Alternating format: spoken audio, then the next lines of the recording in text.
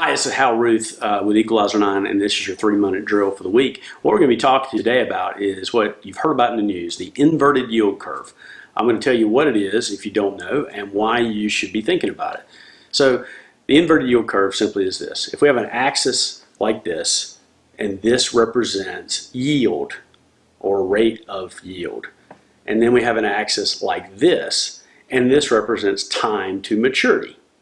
Now, a typical yield curve would go like this. In other words, the short-term yields or short-term to maturity would pay lower yields while the longer-term to maturity would pay higher yields. Well, now we actually have what's known as an inverted yield curve. Instead of it going like this, it's going like that. And so it means that the shorter term to maturity are actually paying higher yields than the longer term to maturity on treasuries. Why do you care about this? Well, in the last 50 years, an inverted yield curve has predicted every single recession we've had. Every one of them. We got an inverted yield curve in 2007 that predicted the Great Recession. There's only been one false reading where an inverted yield curve was present and we didn't experience a recession. But that's a very accurate predictor of what might happen. So we need to be looking at that carefully. Another fact we need to think about that's in the same context is we are now in our 123rd month of economic expansion. That is a record for our economy. The longest before that was 120 months, and before that it's not even close. Typically the expansions are maybe 40 to 60 months. So we are looking at what looks to be a downturn within the next 12 to 18 months. Now hopefully it's nothing like what we experienced in the Great Recession, and I think most economists don't think so. But here's what we need to be doing.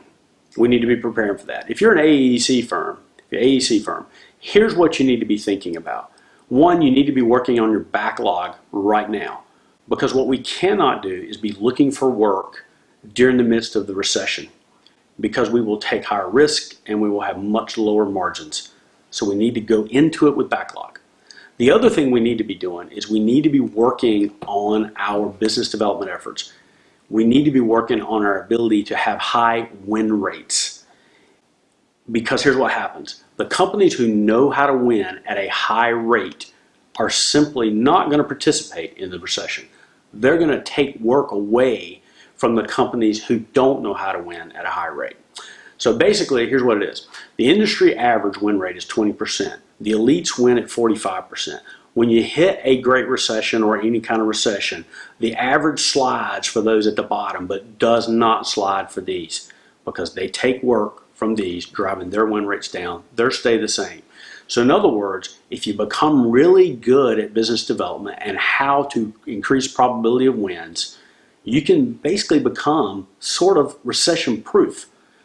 And I can cite specific examples where that's happened if you want to talk to me about that. I know of companies, I've worked with companies who did not participate in the Great Recession, who actually grew during the Great Recession. So be looking for what may be an economic downturn in the future and take measures now to make sure that you're protected. This is Hal Ruth, Equalizer 9. Thank you.